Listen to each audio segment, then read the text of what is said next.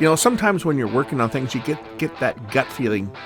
You know, they haven't faulted, but you know that there's something that's not quite right. And that Sony VCR that came back, that said made a funny noise and didn't work right, but of course here it worked fine. Well, I ran it, and I ran it, and I ran it, and it finally faulted. Got the Sony VHS machine, and to look at, apparently it was working, and when it was rewound, the tape was rewound, it made a noise. Apparently. Now this is one that I sold a little while back.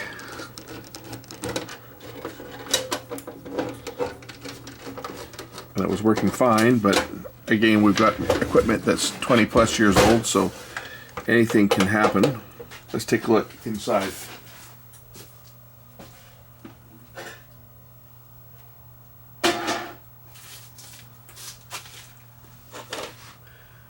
Everything looks normal. I don't see anything broken. So here's where we stand. I put a tape in, as we saw in the last episode of this machine, and it works. Like, it plays, it rewinds, it fast forward. I can't find anything wrong with it, right? But I'm not convinced that it didn't act up, because after all, the fella brought it back to me, so there's got to be a problem. So I decided I'm going to let this thing run and run and run, and finally it faulted. Anyway, this, I don't know. I mean, he said that it didn't rewind, or you rewound it and it made a noise. A little history on this machine. When I got it, it needed new belts. So the belts were replaced, the mode switch was clean, the chassis was lubricated. And that was what was done to it when I got it, before I sold it. And of course, it's rewinding nice and quiet back to the beginning. I ran a full tape through it about half a dozen times, and then it faulted. Let's check out what it did.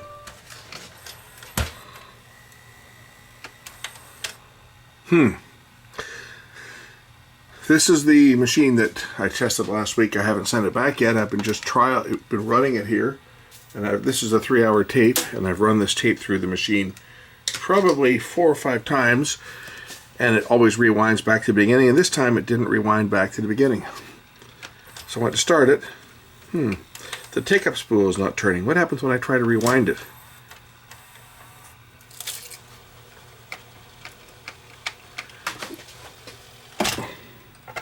That's not good.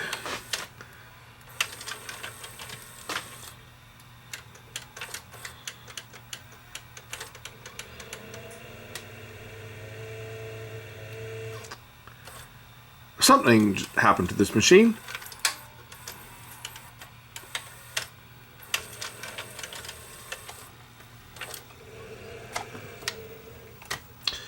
I wonder if a belt broke.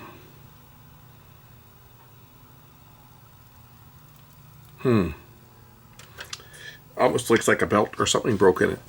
Yet it ran, you know, I've been running it for 3 days, and now it decides it's going to eat my tape.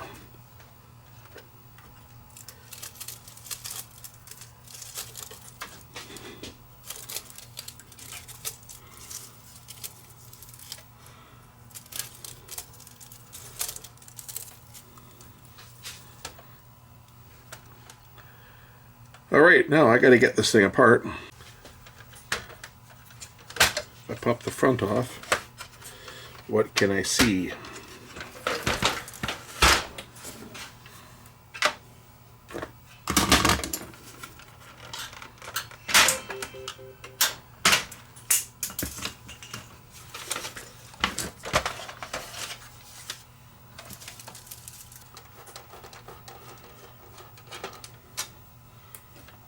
I fully believe in doing this the hard way. I could have just taken the bottom off, but we're going to pull the chassis just for the hell of it.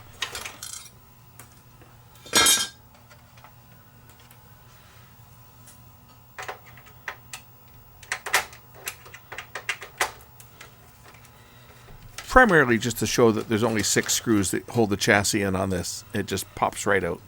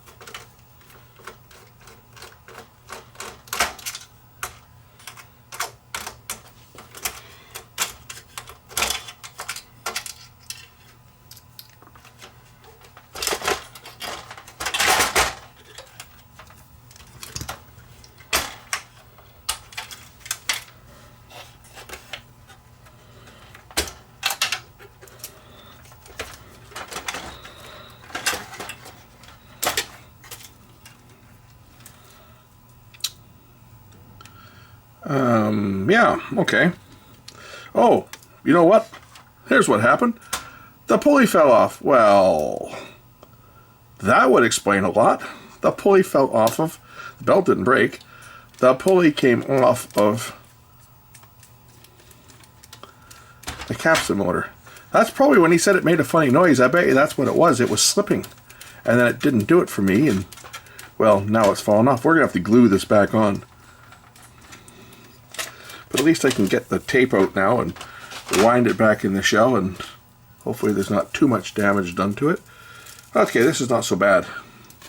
This is not so bad. I was wondering what the heck went on with this, but that now makes perfect sense as to what happened. And I bet you will find that pulley is cracked. Betcha the pulley's cracked.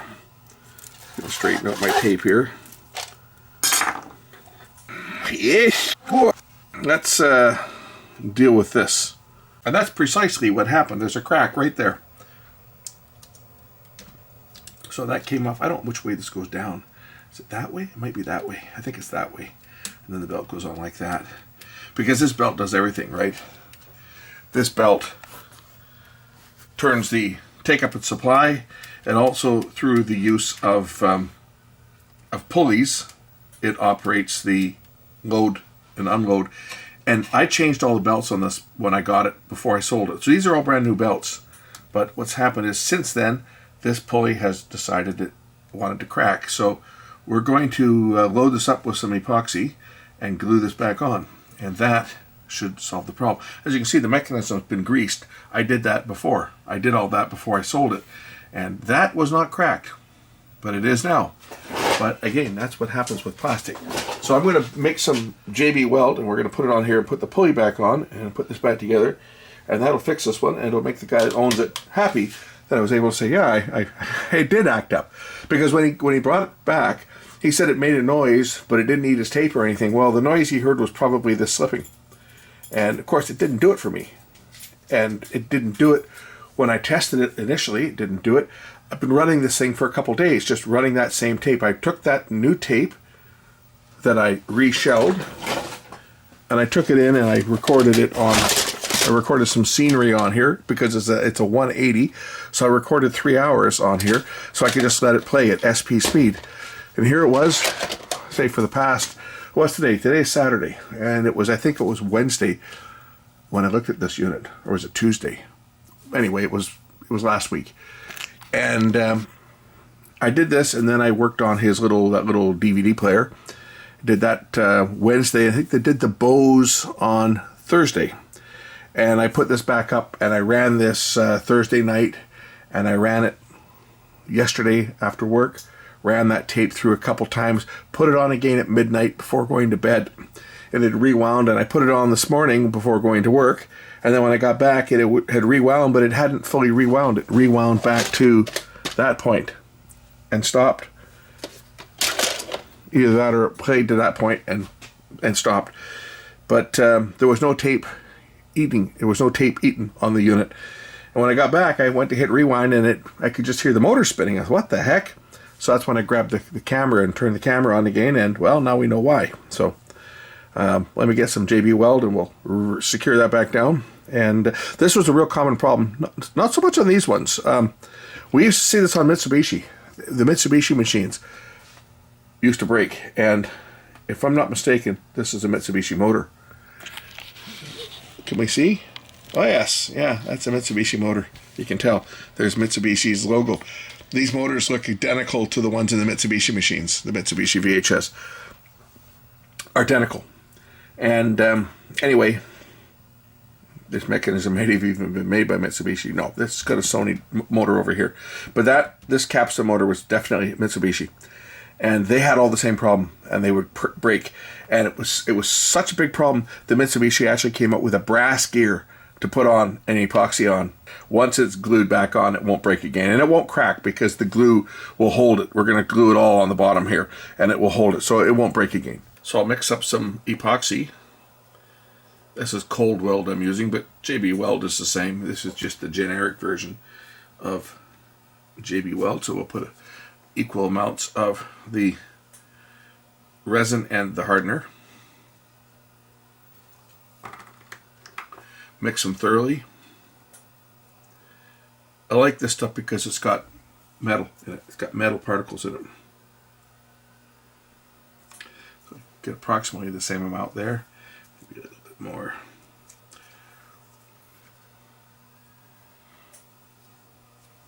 And then we're going to mix this together.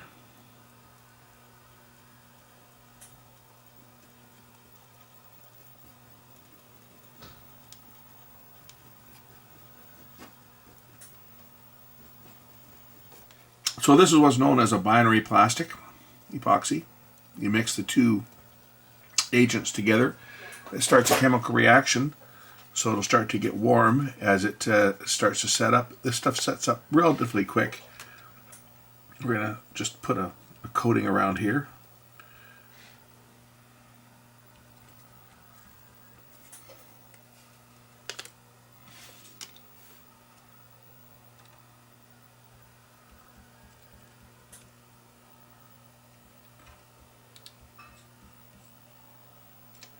And then we'll take the pulley.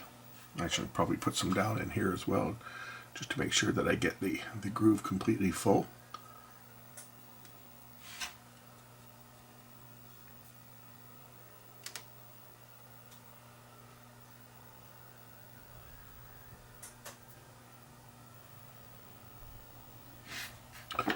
We'll take the pulley and place it on here and push it down. And then the excess stuff just smear it across the top, because we want this thing to be solid. We don't want this to ever break again, so we're going to smear this down here, and of course make sure that any that is oozing out doesn't get where it's not supposed to be. So then I just take the edge of the screwdriver and just clean up the mess. And that should solve this issue, and we can put it all back together. Okay, the pulley is now fully cured. We'll put the belt back on and put the unit back together, and that should make this one work.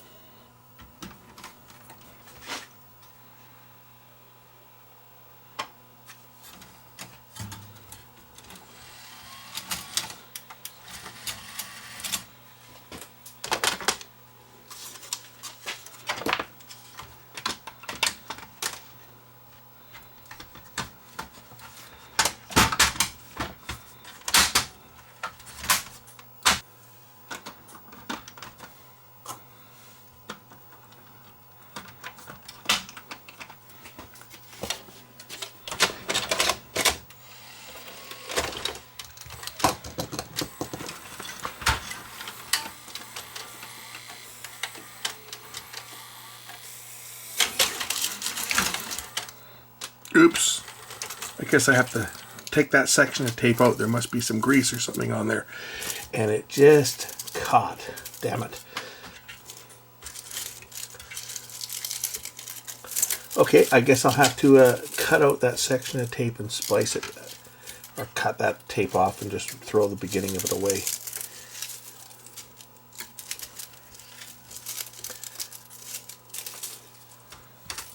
We'll fix the tape.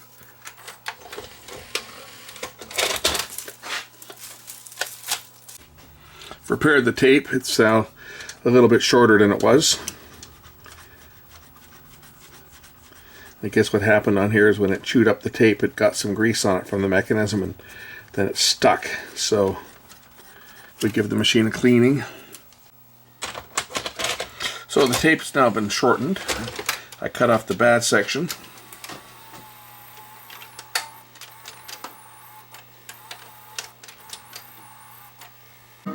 So it's been playing now for like 7 minutes. It's been playing perfect. I'll show you what the RF waveform looks like on the scope. It's perfectly flat, but you can see the waveform there. It looks excellent.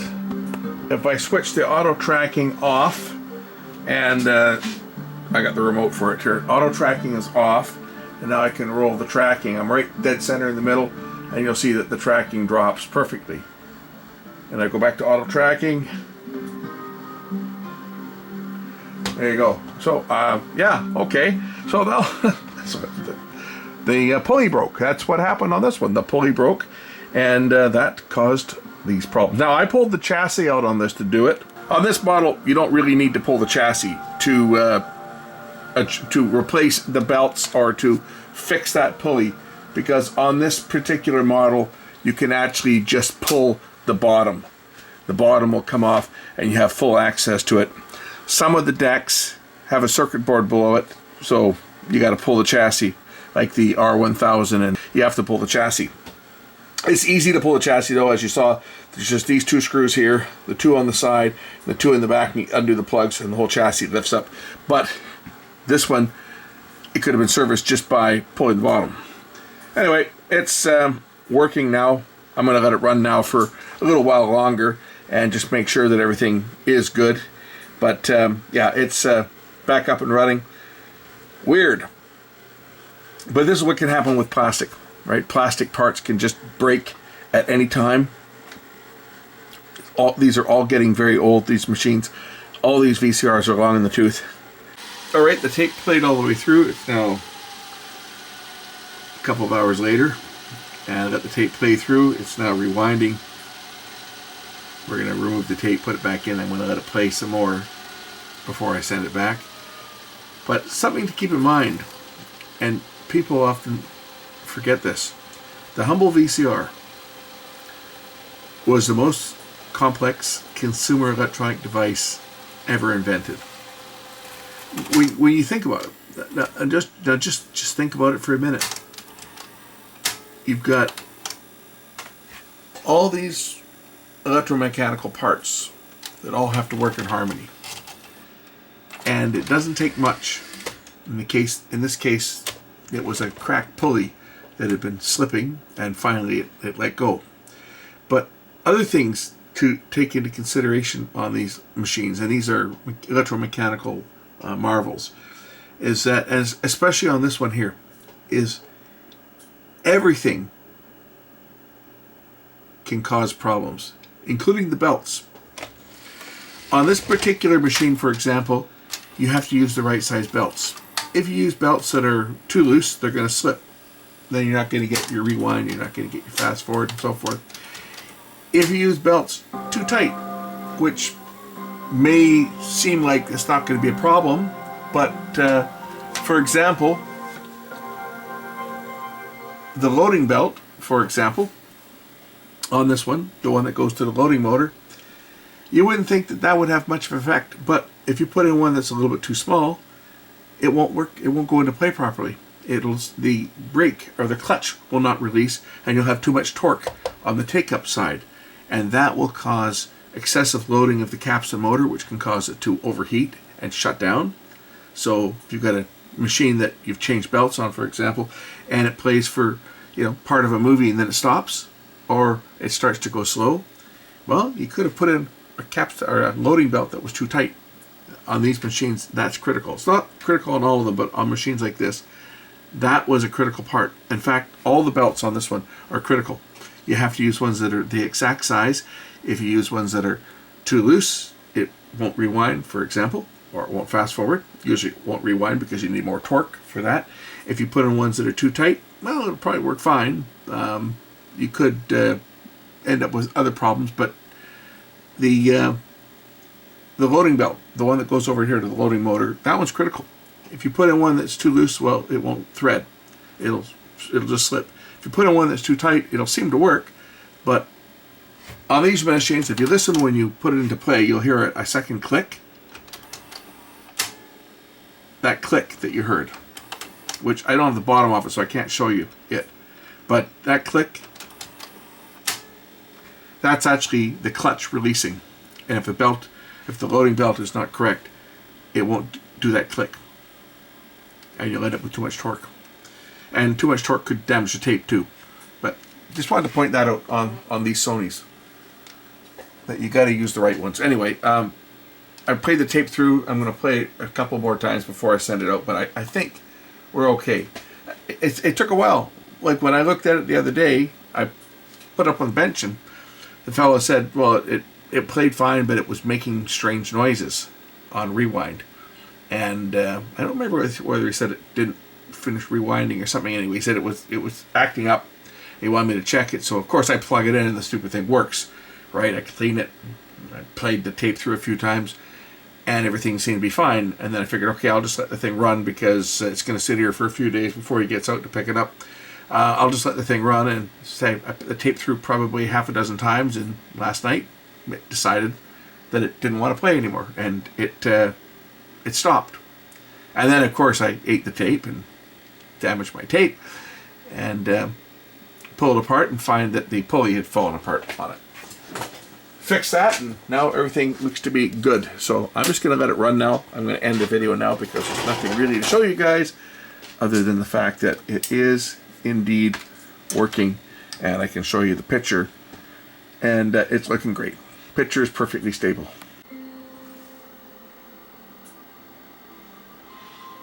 Say it looks great.